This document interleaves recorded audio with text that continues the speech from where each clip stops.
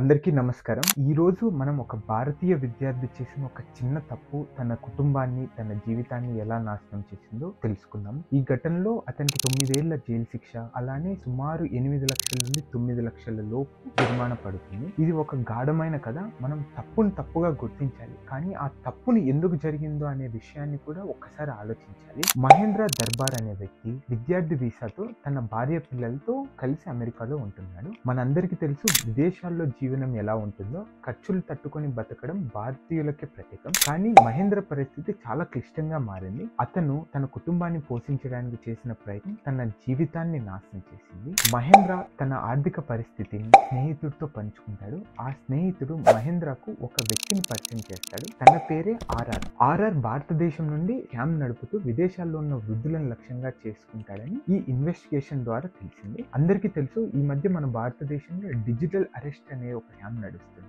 దీని ద్వారా వేల మంది, సుమారు 100 కోట్లు దీంట్లో డబ్బులు పోగొట్టుకున్నారు. 2024 గణాంకాల ప్రకారం సుమారు 1700 కోట్ల రూపాయలు ప్రజలు ఈ స్కామ్ ద్వారా పోగొట్టుకున్నారని రిపోర్ట్ ఉంది.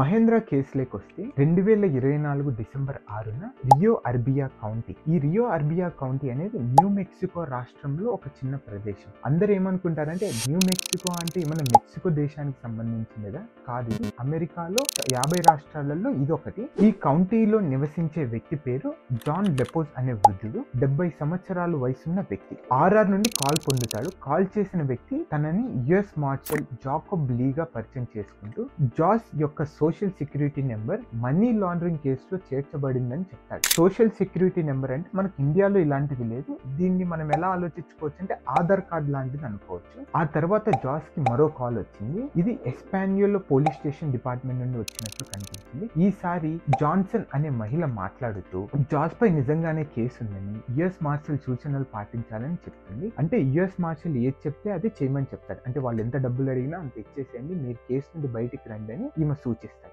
డిసెంబర్ 8న జాస్ డబ్బులు తీసి ఏటీఎం లో బదిలీ చేయమని సూచిస్తాడు. అయితే ఆ ఏటీఎం పనిచేయడం లేదు. దాంతో డబ్బులు బదిలీ జరగలేదు. అప్పుడే మహేంద్ర న్యూ మెక్సికో రాష్ట్రానికి వచ్చి సుమారు $30,000 కలెక్ట్ చేసుకుని పోతాడు. దాని తర్వాత డిసెంబర్ 13న జాస్ తన దగ్గరలో ఉన్న పోలీస్ స్టేషన్ కాల్ చేసి జరిగిందంతా చెప్తాడు. అప్పుడు పోలీసులు స్ట్రింగ్ ఆపరేషన్ చేస్తామని చెప్తారు. ఆర్ఆర్ ఏం చేస్తాడంటే మళ్ళీ మహేంద్రాని న్యూ మెక్సికో పంపి మిగతా డబ్బులు తీసుకోమని సూచిస్తాడు. మహేంద్ర ఆ వృద్ధుడి దగ్గర డబ్బులు తీసుకోవడానికి వచ్చాడు. అయితే డిసెంబర్ 15న రియో అర్బియా షెరీఫ్ ఆఫీస్ అధికారులు జాస్ ఇంటి చుట్టుపక్కల ప్రదేశాల్లో పర్యవేక్షించారు. డబ్బులు తీసుకోవడానికి వచ్చిన మహేంద్ర దర్బార్ ను అరెస్ట్ చేశారు. అతను పెన్సిల్వేనియా నుండి వచ్చిన ఒక భారత విద్యార్థి అని చెప్తాడు. మహేంద్ర తన తప్పును ఒప్పుకుంటాడు. అతను పలు రాష్ట్రాల్లో డబ్బులు, బంగారు నాణ్యాలు తీసుకెళ్లినట్లు వివరిస్తాడు. అతను ఆర్ఆర్ అనే వ్యక్తి నుండి వాట్సాప్ ద్వారా సూచనలు పొందేవాడని చెప్తాడు. ఇక్కడ మనం అందరం ఒక విషయం తెలుసుకోవాలి. చాలా మంది స్కామ్ చేసే వాళ్ళందరూ డబ్బులు, బిట్ కాయిన్, గోల్డ్ ద్వారానే ఈ స్కాములన్నీ నడిపిస్తారు.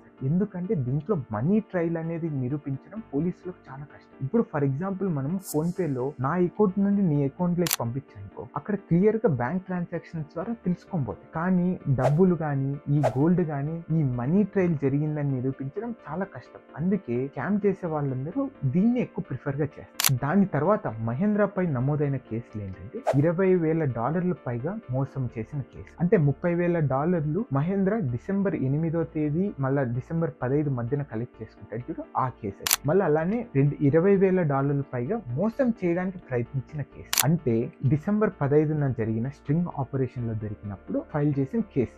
నాకు తెలిసిన సమాచారం ప్రకారం ఆల్రెడీ మహేంద్రని ఈ జనవరి నెలలో రిలీజ్ చేశారని అనుకుంటున్నాను. ఎందుకంటే ఒక చిన్న ఆర్టికల్లో చదివాను, తను ఆల్రెడీ రిలీజ్ చేశారని. ఇలాంటి సంఘటనలు మనకు ఒక గాఢమైన పాఠాన్ని నేర్పిస్తాయి. తప్పు తప్పే, కానీ ఆ తప్పు ఎందుకు జరిగిందో అర్థం చేసుకోవాలి. మహేంద్ర తప్పు చేశాడు, కానీ అతని పరిస్థితులు కూడా మనం ఒకసారి అర్థం చేసుకోవాలని కోరుకుంటున్నాను. అలాగే ఇండియాలో ఉన్న తండ్రులకు ఒక విజ్ఞప్తి: మీ పిల్లలు విదేశాల్లో కష్టపడి చదువుకుంటున్నారు. వాళ్ళు ఇలాంటి తప్పు చేయకూడదని వాళ్ళకి ఎప్పటికప్పుడు చెప్పండి. డబ్బు ఈ రోజు కాకపోతే రేపు సంపాదించుకోవచ్చు, కానీ జీవితము, ప్రాణము ఒక్కసారి పోతే మళ్ళీ సంపాదించుకోవాలి. అమెరికాలో ప్రతి ఒక్కరికి ఒక అవకాశం వస్తుంది. అందుకే ఈ దేశాన్ని ల్యాండ్ ఆఫ్ ఆపర్చునిటీ అని అంటారు. ఈ కథనం ప్రకారము తల్లిదండ్రులకు, ఇల్లీగల్ గా పార్ట్ టైం చేసే విద్యార్థులకు ఒక పాఠాన్ని అందించాలని నా ఆకాంక్ష. మీ అందరికీ ధన్యవాదాలు.